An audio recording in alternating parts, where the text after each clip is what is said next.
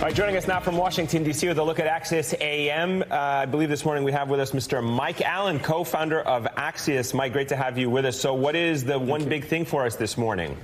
Good morning. The Axios one big thing is House Democrats tap a gusher. So House Democrats tell us that every witness who has appeared before them has bolstered their case against President Trump, and they say there's very little contradiction in the testimony. A scoop by Axios' Elena Treen.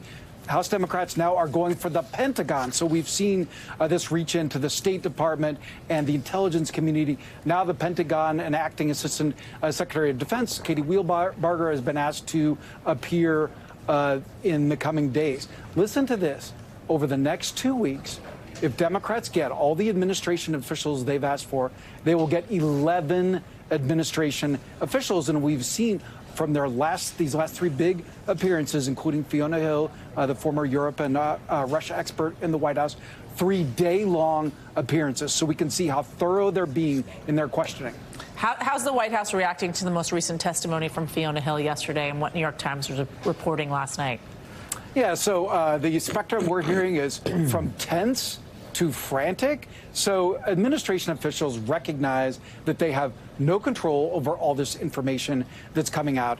They can see an incredible array of administration officials now being summoned, including the acting director of the White House Office of Management and Budget also being called up there.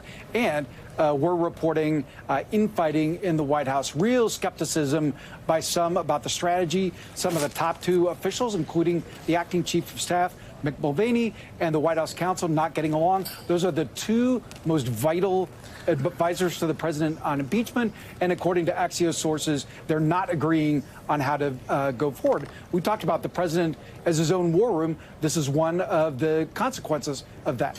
Mike, let's talk, excuse me, let's talk a little bit about Ohio and potential swing voters there, because as many states are, but in particularly Ohio, they're concerned about the impeachment of President Trump. What are they telling Axios, and how significant or potentially impactful could that state be in all of this?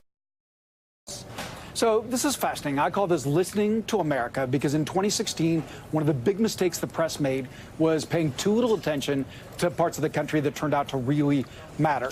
Our Alexia McCammon went to a focus group in Youngstown, Ohio, where we heard a group of 11 swing voters who in 2012 had switched parties. Some of them went from D to R, some of them went to R to D.